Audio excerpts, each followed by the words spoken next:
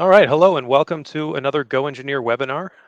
Today, Ryan and I will share our experience as members of the 3D Services production team, hopefully to give you a better sense of what to expect when you're working with a 3D printing service bureau.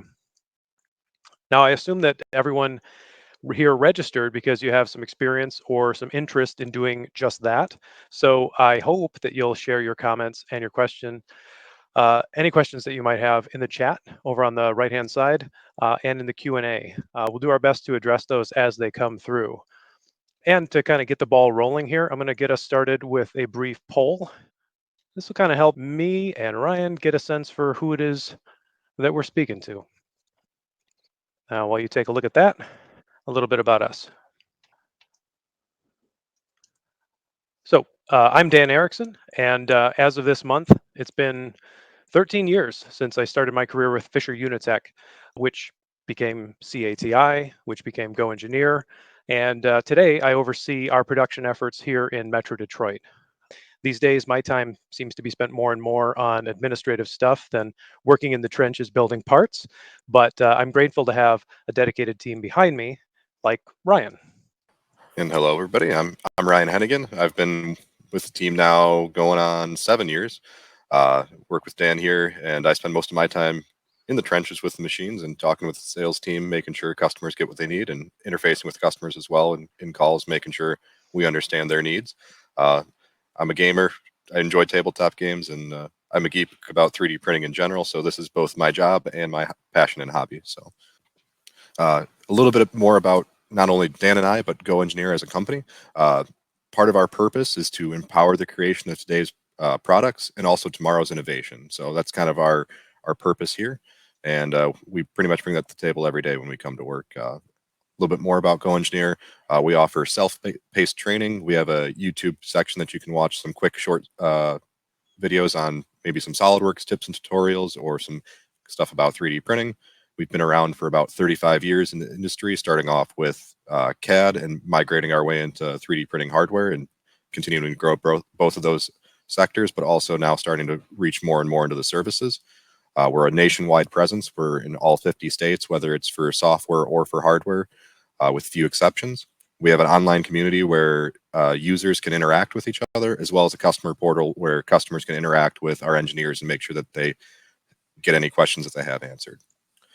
Just a quick overview here. We're also not only coast to coast in the United States, but we also do reach into Canada for our hardware sector. Before we move on here, let's take a look at our survey results, see if we've got any feedback here. Okay, good. So it looks like we're mainly talking with other folks in the trenches actually designing parts. Whether you be doing it at home, Ryan and I, as Brian said, we're both true believers when it comes to 3D printing. We've got tons of machines of our own, and always happy to bring that experience to bear as well.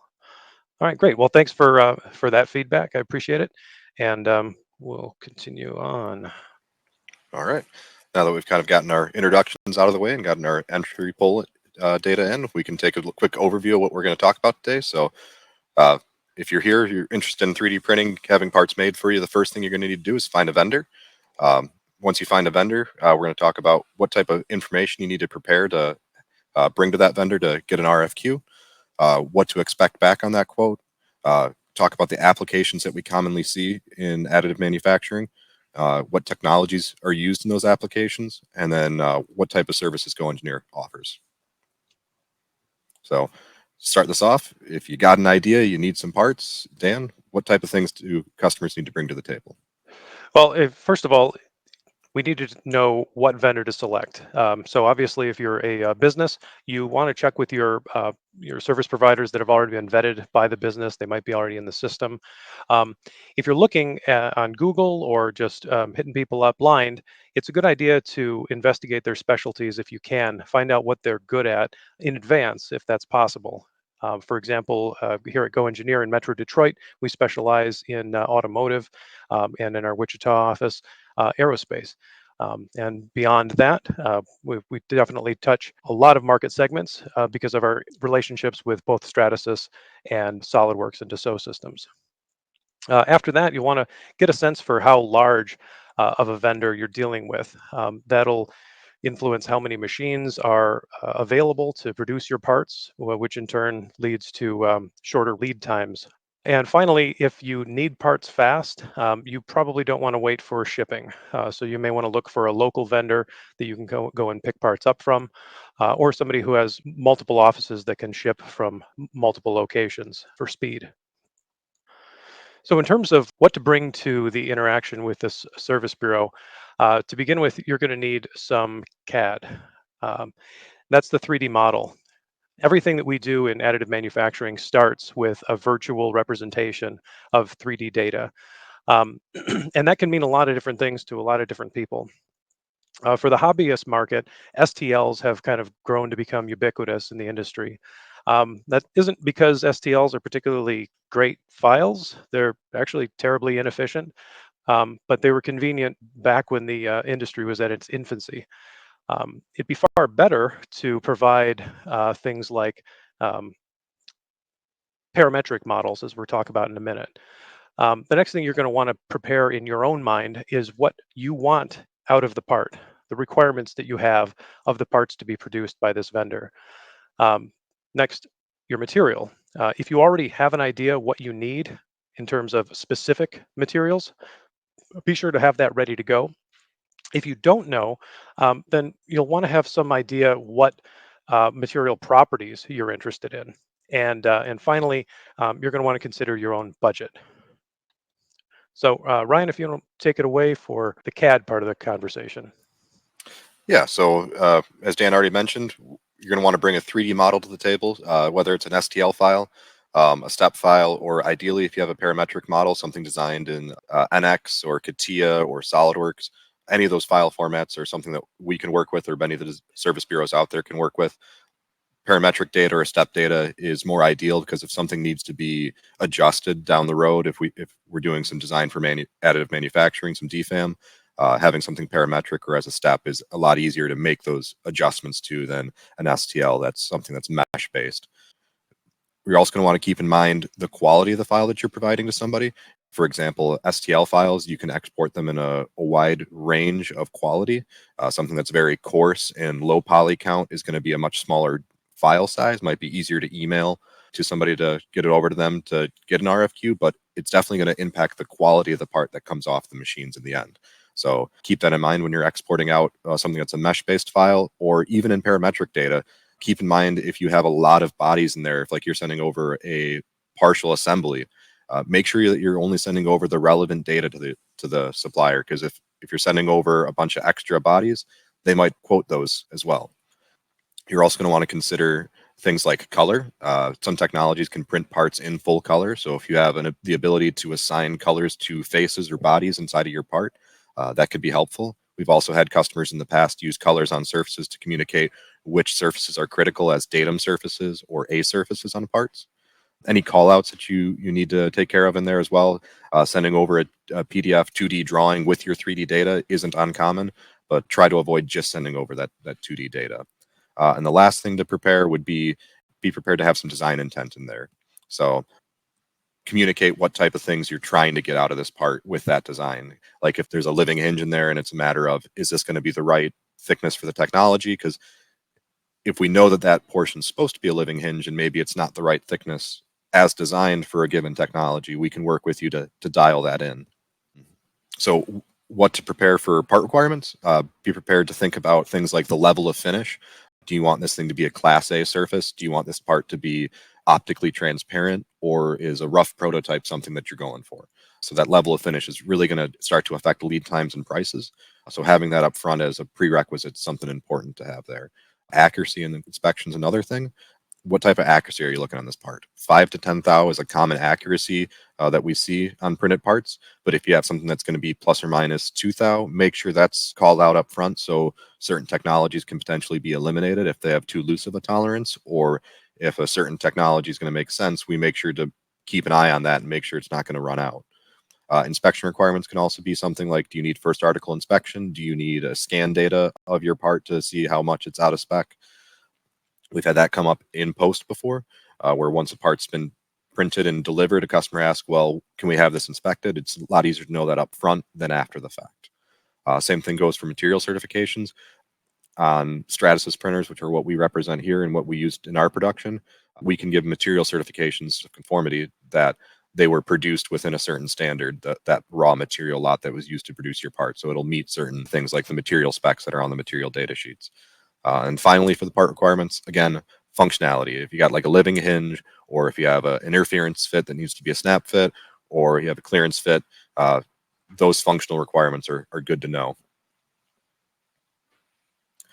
Next up, we got materials. There's two categories of materials that we deal with in the polymer side of the things. We got thermoplastics and thermosets. So understanding what type of requirements your end part needs can help us guide into one of those categories. Or if you know up front that this is going to be something that's going to be an end part that's going to be in resin, or an end part that's going to be in injection molded in a traditional thermoplastic, that can help us guide the conversation down the road of what materials best suit your part. That said, be prepared to substitute. Not all materials are 3D printable. There's certain things like Delrin or acetyl that don't necessarily print well, but there are analogs that we can offer up that are still lubricious and non-marring and wear resistant. And then finally, properties. If you have a good sense of a certain stiffness that you're trying to hit, or an overall tensile strength or flexure modulus, those are things that we can dig into in the material data sheets that we have on hand and send those over to you and make sure that we're talking apples to apples and that there's no surprises down the road. And then finally, things like ESD, smoke, flame, and toxicity, uh, ISO materials, those are things that we can dig deeper into as well. Like UL 90 for V0 rating for certain materials is critical for things like aerospace or in cabin use on like railways. There's very few materials that we offer that carry that rating, so it can help narrow the conversation down up front. Finally, budget. It helps set the scope of the project. If we're looking at something that's budgeted for a few $100s versus tens of thousands of dollars, that can really narrow the scope of what we're prepared to offer, or really open up the options quite readily. It helps guide the material selection and the technology selection, something that's going to have a high class of finish, but is super large. We can start talking FDM with some hand finishing, or if it's something high quality but small, we can start talking maybe something like a polyjet technology with full color. We'll get more into those technologies later, but those are just some examples now. And then finally, setting the budget helps ensures that everybody's time is being well respected. If this is something that's going to be out of our scope of work that we're used to doing, it might be something that we let you know up front, hey, we're going to pass on this opportunity, just so that we're not dragging this on for a week or two and then your project deadline passes and there's no actionable item for either party. All right. So when it comes to what you can expect from your engagement with the service bureau, it kind of starts with how you're actually going to initiate that engagement. Every service bureau or vendor has its own website and way of receiving files. It could be something as simple as email, or they could have a landing page on their website. This is ours, and I'll use this as an example.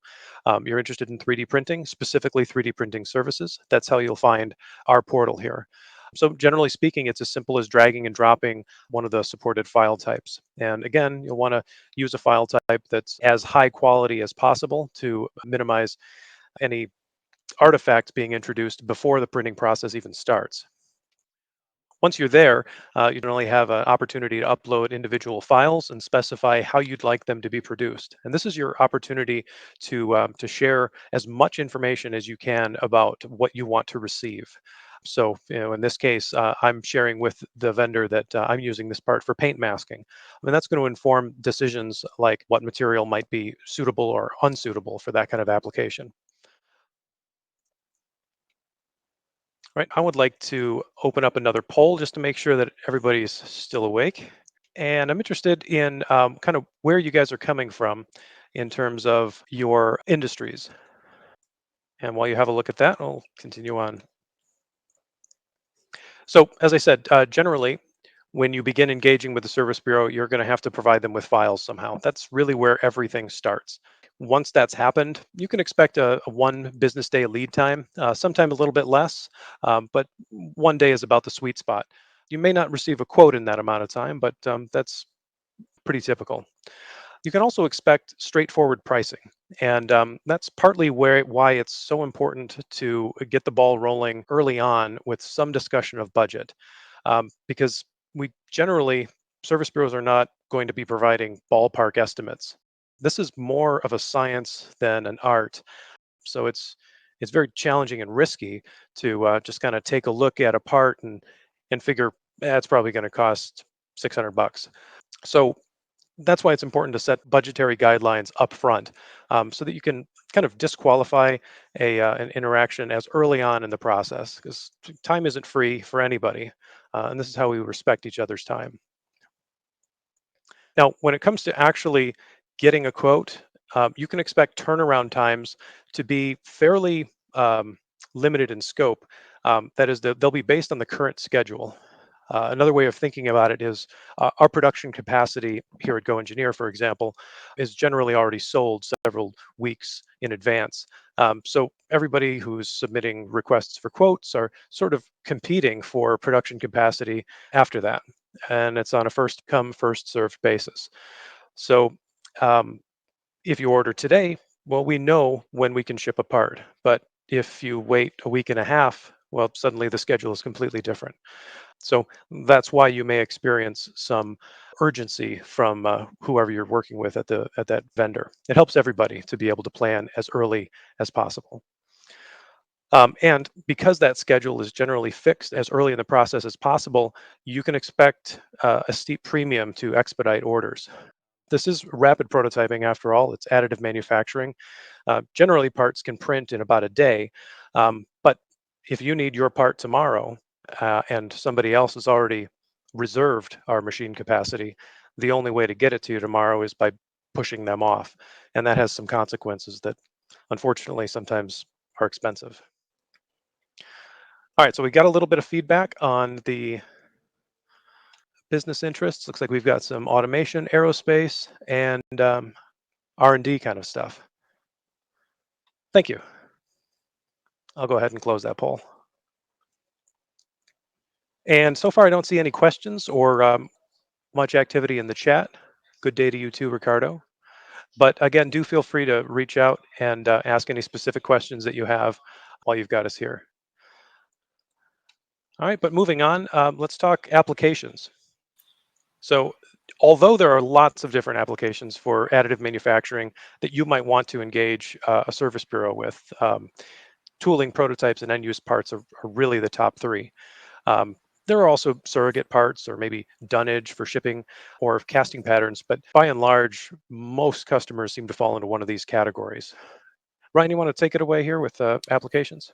Yeah, so I pulled some of these from our parts library that we've built up over the years. These are parts that either we've developed or Stratasys, our printer OEM, has developed and shared in their library that can be used. So a couple of these start us off. We're in tooling. So common applications we see come across our desks pretty much every day in tooling are things like drill fixtures here. This is an aerospace drill guide. I believe this one's actually for boom supersonic. We also see things like low run press brake tooling. Carbon fiber materials are very wear resistant and very stiff. So instead of doing custom tooling for a short run or custom widths, instead of cutting down some dies, printing out a tool and running the small quantity you need can be a very viable solution. Next up, we got things like check fixtures. This is another large one that we see, especially with where we're geographically located here in Detroit with automotive. Check and make sure everything that's like this fuel pipe's bent to spec or everything's lining up as expected. End of arm tooling is another thing big in automotive up here in Michigan. A lot of automation going on. So this is an end of arm tooling with a vacuum line on the inside of it. So instead of having to assemble this in multiple components and have hosing wrapped around the end of arm tooling, this has got an interior air channel that routes the air where it needs to be at the end of the gripper and get a little bit more geometric freedom with your part due to additive. Moving on to prototypes, we see a lot of things such as packaging. Here on the left, it's toothbrush packaging that Stratasys did up for their parts library. We've seen a lot of customer packaging like this. We're doing it up in full Art Deco, seeing how it looks on a test store shelf. Can be very valuable between a customer and a vendor that they're trying to get into. Leaning back on the automotive, since that's what I see most of the time here day to day, visual mock-ups for things like an auto show. These are gear shifters that would go inside of a concept car. And believe it or not, a lot of the times at the auto show, the concept cars that you see out on the floor are probably about 90% 3D printed parts in that interior trim or exterior. Leaning a little bit more into the functional side of the prototyping now.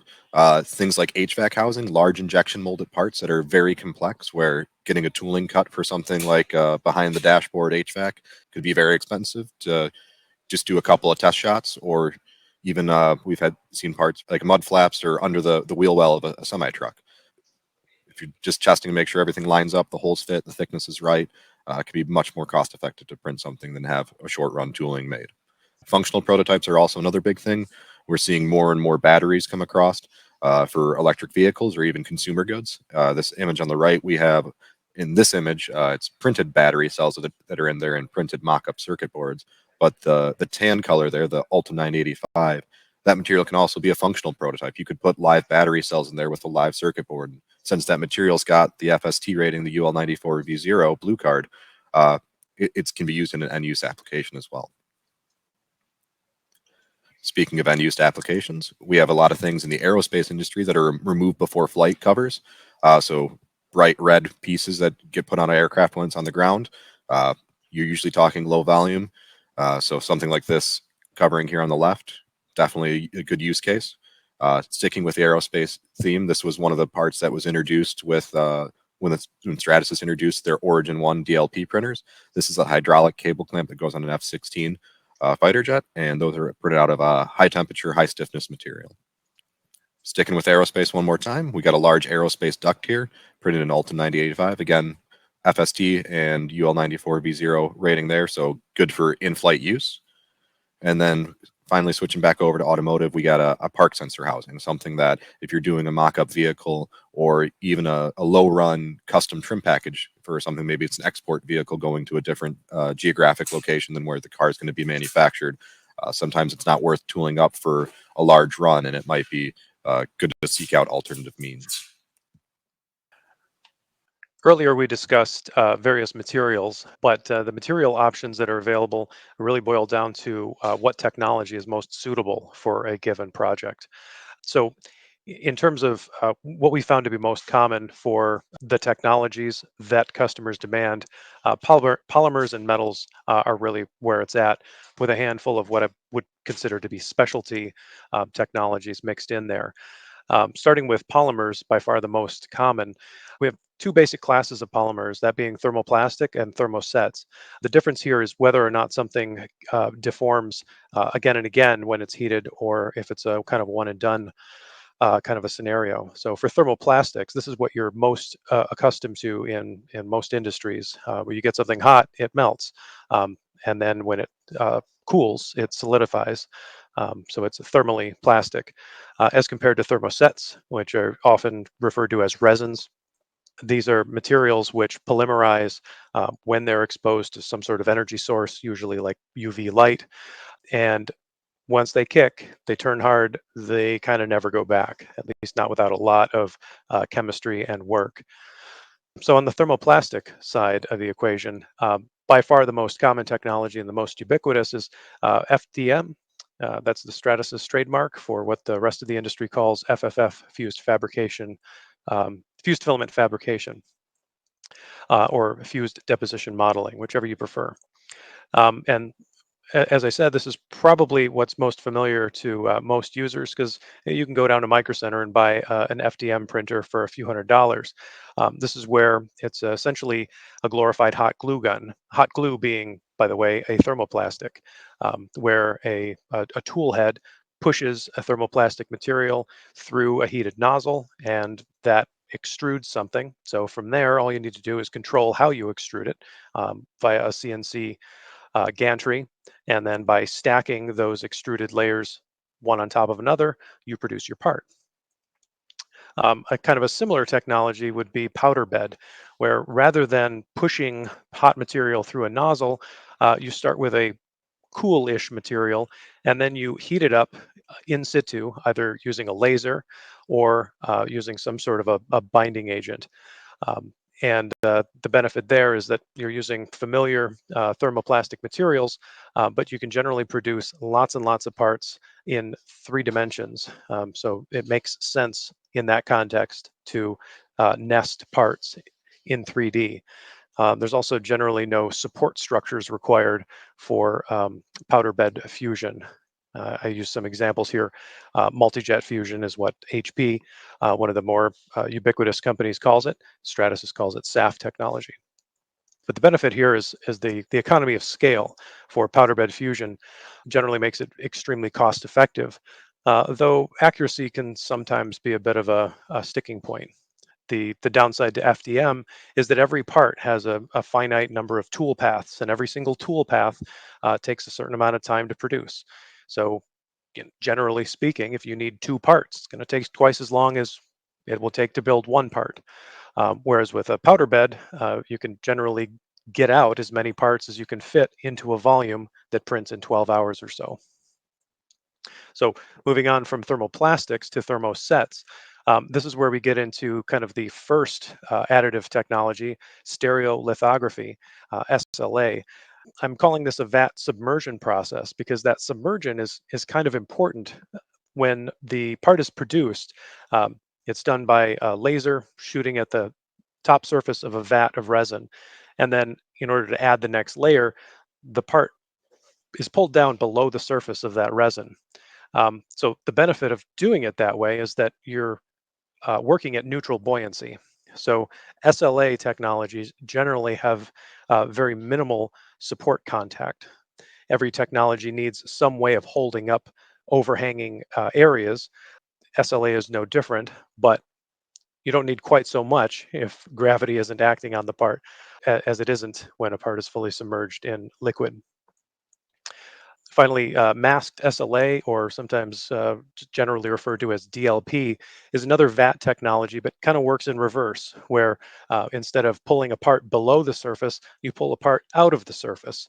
And in that case, the actual polymerization happens between a light source and the resin at a transparent membrane. So I guess the upside is generally that far less resin is required to produce a part in this way.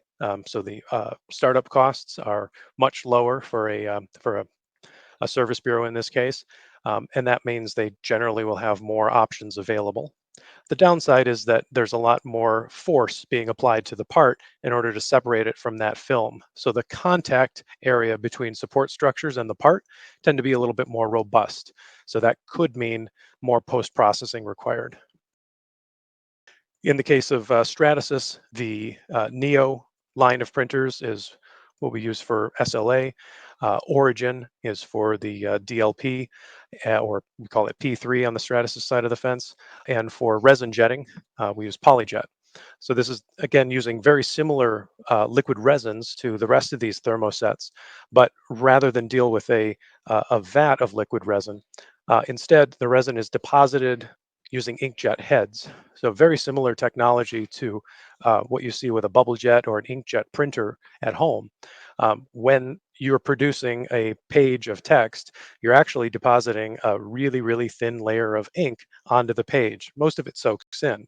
But if you were to do that over and over and over and over again, you'd be depositing 15 micron layers over and over and over and over again. And so with PolyJet, we're able to produce very similar parts in terms of mechanical properties as other thermosets, with extremely high resolution, but the support structure generally washes off with a pressured water solution, or even submerged underwater. So where it really boils down, the differences between these technologies is the resolution and the material properties that are available. So down at the bottom here, I'm just kind of showing a stack up of the various layer thicknesses that are available.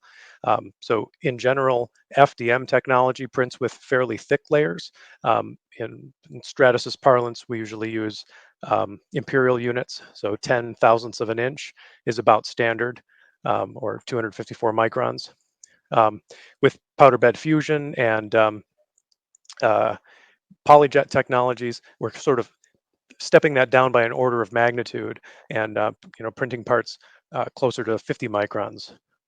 And finally, with SLA and DLP, although that's variable, you can generally produce parts with almost imperceptible layer lines. Now, when it comes to metals, although GoEngineer doesn't specialize in metals, um, generally speaking, you're only going to encounter metal parts that are sintered in situ, and generally selective laser melting is the way that that's done.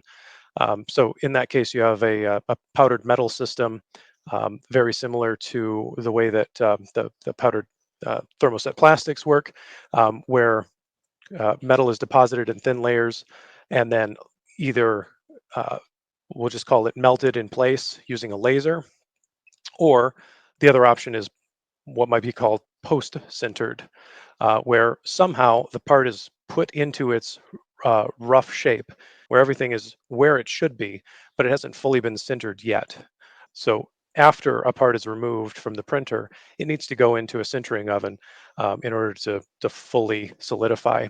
It reaches its eutectic point and then binds everything together. So some other examples of that, you might be familiar with Desktop Metal with their bound metal deposition, or binder jet. Generally, these technologies are excellent ways of getting into 3D printing for a company interested in bringing equipment in-house, but they tend not to be cost effective at scale. And that's why you'll see service bureaus relying on powdered metal. And finally, what I'm considering specialty, laminated object manufacturing is essentially, I'm going to refer to this as any thin film that's applied layer by layer by layer and somehow fused to the previous layer, either all at once or uh, laminated like via a roll process.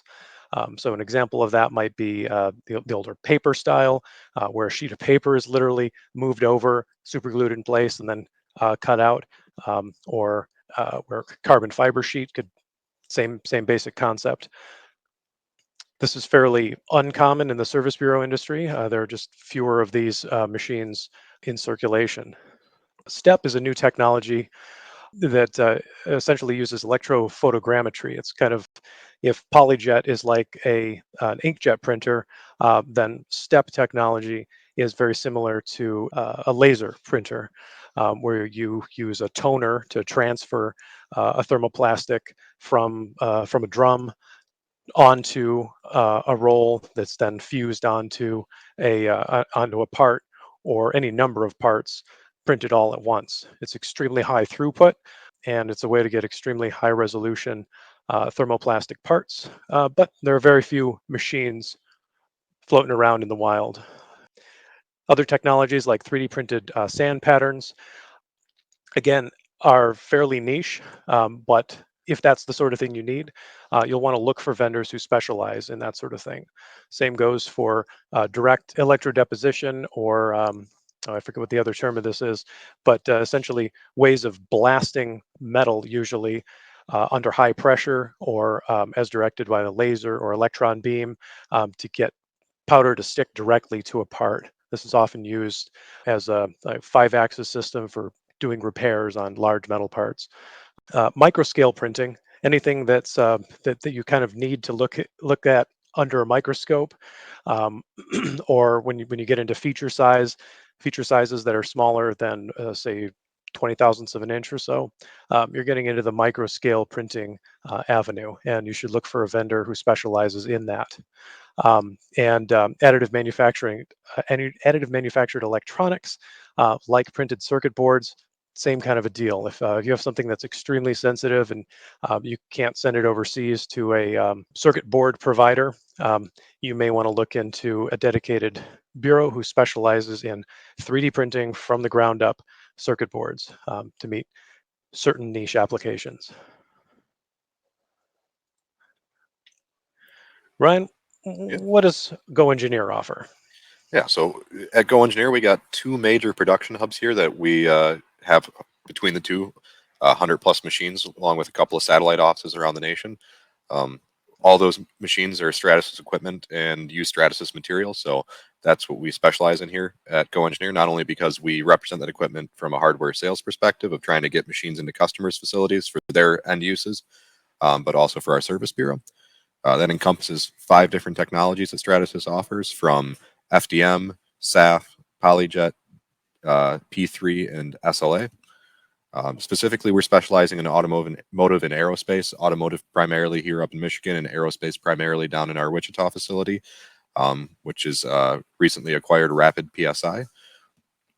But we also cover a lot of other use cases. We get a lot of consumer goods, a lot of medical devices, just general prototypes for designs that people are working up out in the industry. So it's a healthy amount. It keeps us on our toes, keeps us engaged and excited to see what comes across our desks every day.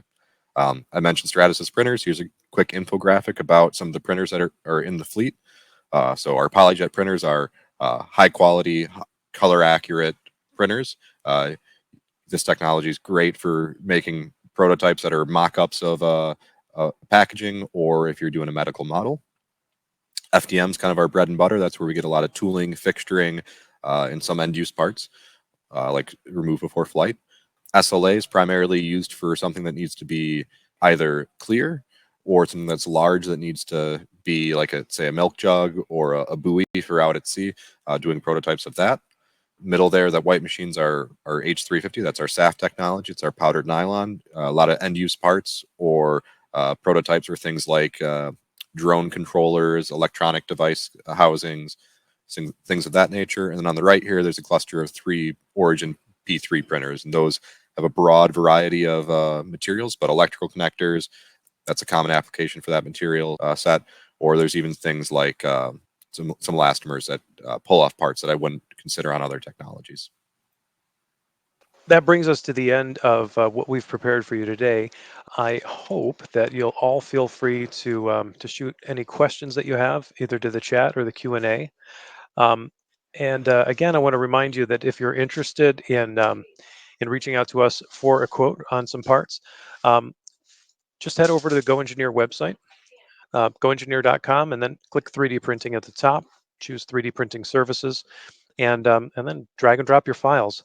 We'd be happy to see what you've got and happy to weigh in if it's a good fit for us, and do what we can to help you make your parts a reality.